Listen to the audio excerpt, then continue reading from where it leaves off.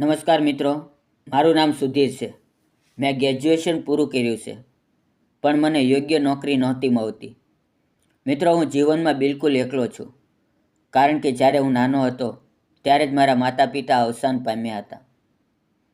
મિત્રો, હું એક નાનકડા ગામડામાં રહું છું. મારી પાસે થોડી ખેતીની જમીન છે અને 4-5 ભેંસો તથા 2-3 ગાયો છે. હું પશુઓનું દૂધ ડેરીમાં ભરાવું છું અને થોડું દૂધ ગામના લોકો પણ મારી પાસેથી ખરીદીને લઈ જાય છે. મિત્રો, એક દિવસ સવારે હું વહેલો ઉઠ્યો. ગાય ભેંસનું દૂધ દોઈને નાહી ધોઈને હું ઘરે બેઠો હતો ત્યારે દરવાજા પર ટકોર થઈ.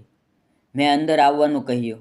દરવાજો ખુલ્યો અને એક અત્યંત સુંદર, આશરે 27-28 વર્ષની યુવતી અંદર આવી. તેણે મારી તરફ જોઈ અને હળવા સ્મિત સાથે કહ્યું, મારે અડધો લીટર દૂધ જોઈએ છે. પછી તેણે પૂછ્યું, દૂધનો ભાવ શું છે? મેં કહ્યું, દૂધ 60 રૂપિયા લીટર છે. અડધા લીટરના 30 રૂપિયા થશે. તે યુવતી સાથે મારો કોઈ બીજો પરિચય નહોતો. તેણે કહ્યું, ઠીક છે. મેં મારા દૂધના કેનમાંથી અડધો લીટર દૂધ તેની નાની તપેલીમાં રેડી દીધું. પછી તેણે જણાવ્યું, હું આ ગામની નથી. મને રોજ સવારે અડધો લીટર અને સાંજે અડધો લીટર દૂધ જોઈએ છે. મારે એક નાનું બાળક છે. મેં હા પાડી અને તેની તરફ જ જોતો રહ્યો. તે સ્મિત સાથે દૂધની તપેલી લઈને ચાલી ગઈ. હું તેને જતી વખતે પાછળથી નિહાળતો રહ્યો અને મનમાં વિચારવા લાગ્યો કે આ કોણ હશે, કારણ કે મેં તેને ગામમાં પહેલી વાર જોઈ હતી. આમ જ એ દિવસ પસાર થયો. સાંજ થવા આવી ત્યારે ફરી ગાય ભેંસનું દૂધ દોઈને મેં કેનમાં ભર્યું. ત્યારબાદ હું મારા માટે સાંજનું ભોજન બનાવી રહ્યો હતો. લગભગ 7 વાગ્યે ફરી દરવાજા પર ટકોર થઈ. મને લાગ્યું કે સવારે આવેલી એ જ યુવતી હશે. મેં અંદર આવવાનું કહ્યું.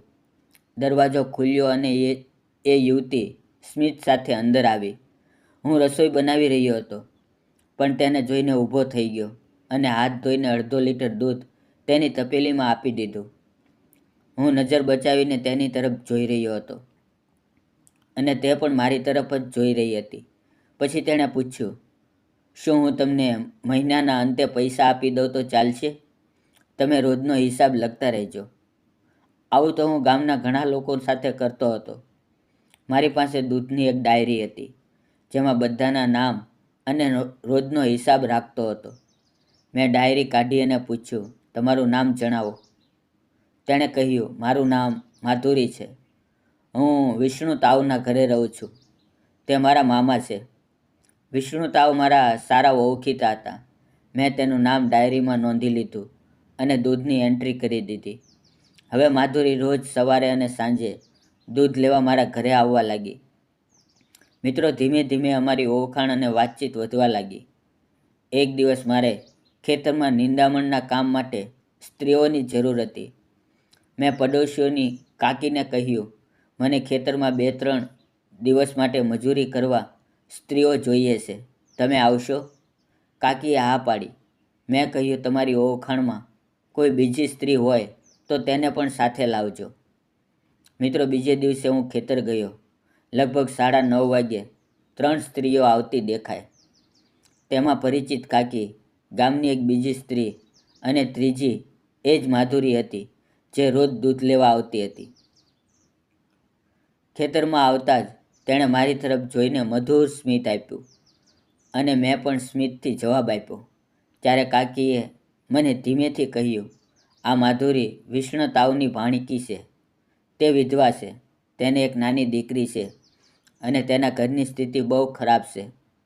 સાસરિયાઓએ તેને ઘરમાંથી કાઢી મૂકી છે, એટલે તે તેના મામા પાસે રહેવા આવી છે.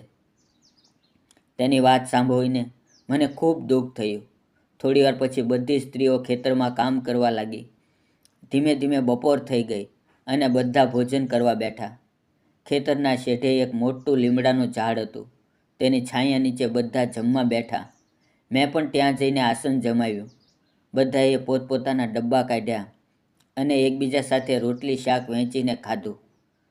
મિત્રો, જમતી વખતે મારી અને માધુરીની નજરો અનેક વાર મળી. તે વારંવાર મારી તરફ જોઈને શરમાઈ રહી હતી. મિત્રો, આ રીતે સતત 3 દિવસ ખેતરમાં કામ ચાલ્યું અને માધુરી રોજ આવતી હતી. હવે અમારી ઓળખાણ વધુ ગાઢ બની હતી. એક દિવસ બપોરે કામ ચાલુ હતું ત્યારે પાણી પૂરું થઈ ગયું. કાકીએ માધુરીને કહ્યું, સુધીર કૂવા પાસે છે, તેની પાસેથી પાણીની કલસી ભરી લાવ.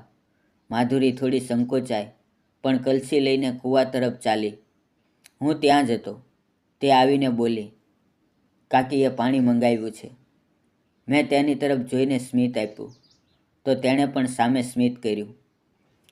મેં તેના હાથમાંથી કલસી લઈ દોરડું બાંધીને કૂવામાંથી પાણી સિંચવા લાગ્યો. મને પણ ખૂબ તરસ લાગી હતી તો મેં માધુરીને કહ્યું, જરા મારા હાથ પર પાણી રેડીશ, મારે પાણી પીવું છે. તે કશું બોલ્યા વગર મારા હાથ પર પાણી રેડવાનું શરૂ કર્યું. તે વાકી વહોઈ હતી અને હું પણ ઝૂકીને પાણી પી રહ્યો હતો. અમારી નજરો મળી રહી હતી. માધુરી લાજી રહી હતી અને હું તેની આંખોમાં હૃદયના ભાવ વાંચી રહ્યો હતો. પાણી પીધા પછી મેં ફરી કૂવામાંથી તાજું પાણી ખેંચી કલસી ભરી અને તેના માથે મુકાવી દીધી. એક ક્ષણે ફરી અમારી નજરો મળી. માધુરી એ વેળા ખૂબ સુંદર લાગી રહી હતી. 3 દિવસ પછી ખેતરનું કામ પૂરું થઈ ગયું, છતાં માધુરીનું સવાર સાંજ દૂધ લેવા આવવાનું તો ચાલુ જ હતું. એક રવિવારે જ્યારે તે દૂધ લેવા આવી ત્યારે મારે સ્ત્રીઓની મજૂરી ચૂકવવાની હતી. માધુરીએ કહ્યું, મારી મજૂરી ન આપશો, હું જે રોજ દૂધ લઉં છું તેમાંથી કાપી લેજો. મેં તેના હાથમાં પૈસા મૂકતા કહ્યું, દૂધનો હિસાબ પછી કરશું, પણ આ તારી મહેનતની કમાણી છે. તારા ઘરની પરિસ્થિતિ સારી નથી, એટલે આ પૈસા રાખવા યોગ્ય છે. આ સાંભળીને માધુરી ગદગદ થઈ ગઈ અને તેની આંખો ભરાઈ આવી. મેં તેને બેસવાનું કહ્યું અને હું રસોડામાં ચા બનાવવા ગયો. ત્યારે માધુરી અંદર આવીને બોલી, લાવો ચા હું બનાવી દઉં. તેણે મને આઘો ખસેડી પોતે ચા બનાવવા લાગી.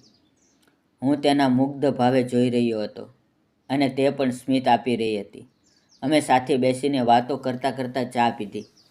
મેં તેને તેના ભૂતકાળ વિશે પૂછ્યું તો તેણે ભારે હૈયે કહેવાનું શરૂ કર્યું કે મારા લગ્ન 3 વર્ષ પહેલાં થયા હતા. મારા પતિ કડિયા કામ કરતા હતા. એક દિવસ કામ કરતી વખતે તેઓ ઊંચાઈ પરથી પડી ગયા અને તે અકસ્માતમાં તેનું મૃત્યુ થયું.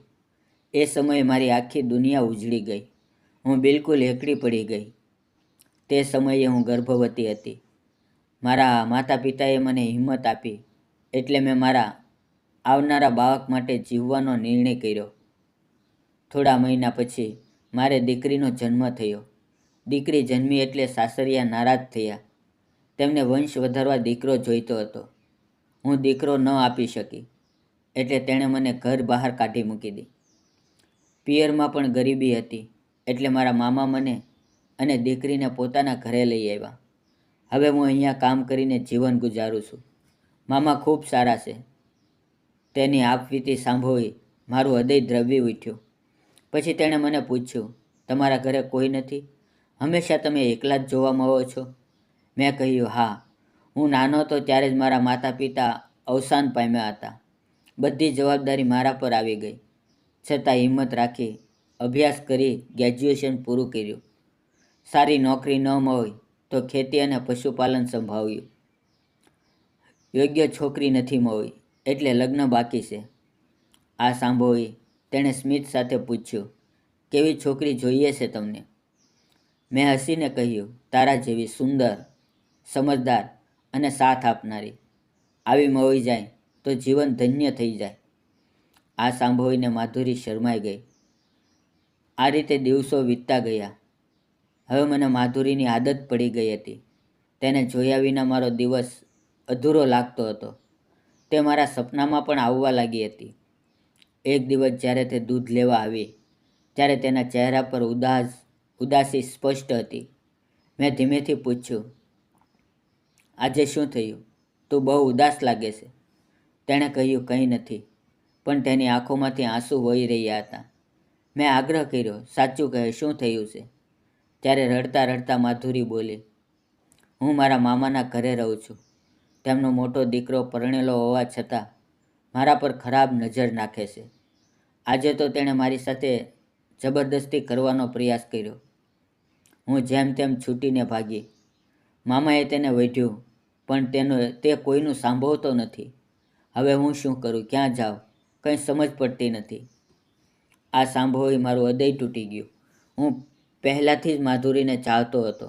હવે મારો ગુસ્સો 7મા આસમાને પહોંચ્યો. મેં તેનો હાથ મારા હાથમાં લીધો. મેં હિંમત કરીને કહ્યું, માધુરી, હું તારા સાચા પ્રેમમાં પડી ગયો છું. હું દિલથી તને ચાહું છું અને તારી સાથે લગ્ન કરવા માંગુ છું. હું તને જ નહીં, તારી દીકરીને પણ દિલથી સ્વીકારવા તૈયાર છું. આ સાંભળી માધુરીની આંખોમાં આ વખતે હર્ષના આંસુ હતા. થોડા દિવસ પછી હું તેના મામા પાસે ગયો અને સ્પષ્ટ કહી દીધું, મને માધુરી ગમે છે. હું તેને પ્રેમ કરું છું અને તેની સાથે લગ્ન કરવા ઈચ્છું છું. મામાના ચહેરા પર પણ રાહત અને ખુશી દેખાય. ટૂંક સમયમાં જ અમારા લગ્ન સાદગીથી થઈ ગયા. આજે હું, માધુરી અને અમારી દીકરી, અમે ત્રણેય મળીને એક સુખી પરિવાર તરીકે જીવીએ છીએ. મિત્રો, મેં માધુરી સાથે લગ્ન કરી તેનું જીવન સુધાર્યું. હવે તમે જ કહો, મેં સાચું કર્યું કે ખોટું? તમારો અભિપ્રાય જરૂર આપજો. સાચો પ્રેમ અને માનવતા ક્યારેય પરિસ્થિતિ કે ભૂતકાળ નથી જોતા. મિત્રો, તમને આ વિડીયો કેવો લાગ્યો?